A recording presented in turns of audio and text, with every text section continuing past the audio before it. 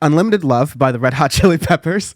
It's 17 songs, an hour and 13 minutes long, and the Red Hot Chili Peppers need no introduction. They are like one of Yep. the quintessential bands of the late 90s, early 2000s. They pioneered a sound of alternative rock, of like California kind of rock. The respective members of the band have gone on to do incredible things, but like they haven't been super active in a while because there's no need to there was no need for them to. They had a few really, I think if we did a Red Hot Chili Peppers bonus episode, which maybe not now, but or like anytime soon, but there'd be a good reason to. I'd say like after Stadium Arcadium in 2006, that was like their last big like hurrah, if you would call it that. And then from there, they released some albums. Like there was a couple in the 2010s. I'm With You and The Getaway. I'm with you, which is the last of them all together. And then the guitarist wasn't on the last record, which is The Getaway, which I didn't really like that much in 2016. But now this is Unlimited Love. The guitarist is back, and they're all back together, all original members. McRib is back for this record. The group's back. There's a couple songs here or there that they did release. As singles and stuff in the mid-late 2010s, which I didn't mind at all, but like there's still some stuff that I didn't quite enjoy from them. But anyways, going into this review. Yeah, if I had any complaint about this album was that this is a Red Hot Chili Peppers return to form, which we've talked about positively about return to forms on Audioface, which is good in that they are getting back to having an overall, cohesive sound. Yes. The problem is that sound is Stadium Arcadium from 2006. Yeah, it is very dated. And that's the issue. That's my big issue with this album. This would be an incredible album in like 2008, 2009, 2010 tops. Oh yeah, like if this came out the same year as El Camino, 2010 would have been one of like the best music years ever. Oh yeah, that would have been insane. Like that would just wipe the floor. But in 2022, it sounds dated. Like this, it sounds like a Red Hot Chili Peppers record. Like it's every track on that example. The opening track, Black Summer, you get into it, it is like the guitar, vocals, everything is a quintessential Red Hot Chili Peppers song. I don't mind it. Like I think it's actually a good opening track. I think it sets the mood for the record and everything. But within that, it's just, they have a sound and they stick to it. And that's my big issue with that. With all of them back together, I was very interested to see what they could do with that, and they brought you a decent record, but for musicians who have been through a lot, like example Flea, he has done so much different stuff, so many different avenues and whatnot. Like you could bring that into Red Hot Chili Peppers, see what you could do, but they just kind of revert back a little bit. A more return to form because it's super cohesive in that regard, to a fault in a way, but within that, like I wanted more from this record. I wanted, to expand on some ideas and things that I've heard throughout the record. Like you have song 2 and 3, Here Ever After, Aquatic Mouth Dance, which are decent tracks, and they had some interesting ideas in there. But within that, they had some really good bass lines. Yeah, Aquatic Mouth Dance. Of course, if you know Dan at all, you're gonna know I'm gonna love that bass line there. Oh yeah. And yeah, I mean, Sean, you and I is one of our favorite projects of the 2010s on our 50 of the 10's best albums of the 2010s rundown that we have on the YouTube channel and for Syndicate 23 members in the archive. We talked about Atoms for Peace, Amok, which Flea is on, and a wildly experimental project with synthesizers and guitars and drums that are like all very much accessible by the Red Hot Chili Peppers today. Right now, they could do whatever they want to. And I was very ready on my first listen, even on my second listen, to say this entire album is just like a callback, throwback kind of, hey, Red Hot Chili Peppers, play the hits, but play something I don't immediately recognize the lyrics to kind of thing.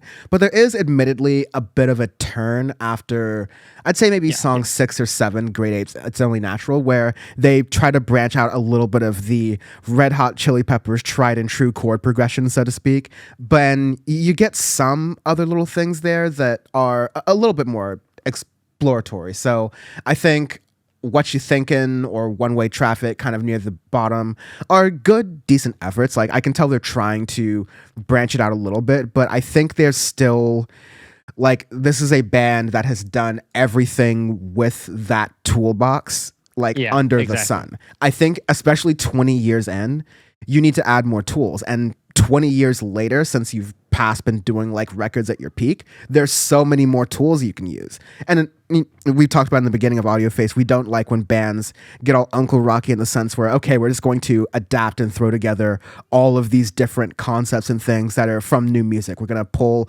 auto tune and dubstep or whatever, because then it sounds Imagine Dragonsy. Then it sounds like some of the late 2010s Foster the People stuff that was going in a bad direction, right? AWOL Nation and those Yeah. ones. Yeah, you don't want that. But that doesn't mean you should just completely cut yourself off from any sort of creative exploration whatsoever. Which seems like they did a little bit. And then they definitely, I feel like they handcuffed themselves with the tools that they had at their disposal with this record. They did, like, every track in here is good in a way. Like, it sound like each one sounds good, but it gets boring after a while. Like, it's every other song. It's just, okay, it's another Chili Pepper song. It's nothing special. It's nothing unique in that regard. Again, they really just stuck with the sound that they've been doing for 20 plus years. And it's a bit disappointing in that. And I wish, kind of alluding to what you were saying before, I wish that they had more stuff at their, like, were able to use more at their disposal, were able to do stuff expand upon some ideas that they had and whatnot, not just kind of handcuff themselves and just use the tools that they've already had, use things that they're comfortable with doing, step out of the box a little bit. And yeah, so it's all right. And some of the lyrics in there too, it's like some of the stuff and whatnot they're saying, I'm like, you're in your 50s, you don't need to be like going over woman gazing and stuff still. It's not a good look. And it's, it's different again when you're younger and stuff, 20 years earlier, sure, but it feels like really dated and stuff in that way, and very disappointed in how it is. And that being said, there's also like, I mean, I'll allow like one or two songs like that, just as I'll allow, but also point out and similarly, cringe a little at the songs that kind of touch on aspects of fatherhood. Like I believe One Way Traffic does as well. Like, okay, you can tell these guys are like old and going through life and shit. It's like when we were listening to the posthumous Five Dog Forever album, it goes, yeah, you expect some progression and some movement in subject matter as artists age, but sometimes it just kind of lazily goes into this, oh shit, I have kids now, I look at things differently. It's like, I mean, yes, of course, it's something that's very big and you can still express that in a song, but to do that in a way that isn't just saying it, like that's kind of the art of music. You kind of have to let people explore, to interpret it, to imagine that. And we're going to be hard on the Red Hot Chili Peppers because we know they are like one of the great rock bands of the aughts. They have the potential to do this, and they did experimentation in the they have that before, and other bands who are about have been around this as long have been doing that experimentation. That's my thing too. Yeah. So overall, if you are a die-hard Red Hot Chili Peppers fan, I think you would have the same opinion as us. You'll probably like it, but you'll probably feel like, okay, a lot of these things is not really pushing any boundaries or going any further, like the Red Hot Chili Peppers of yesteryear, right? But these are solid tracks. But if you're looking for rock music, even rock music that's reminiscent of the Red Hot Chili Peppers but pushes things a little bit forward, you can find things that were made more recently by newer artists that are really, really interesting.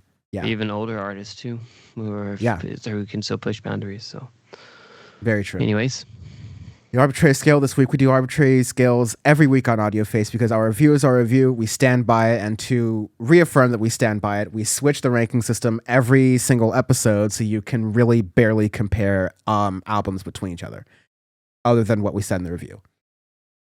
So, it's supposed to make the comments less complicated, but apparently people still don't get it. Anyways, this week it's going to be list of games that Buddha would not play, and it's apparently a very comprehensive list. There are certain games that he felt would violate the traditions of his practices or would otherwise, promote. Would he believe that these games would be a cause for negligence? Yes.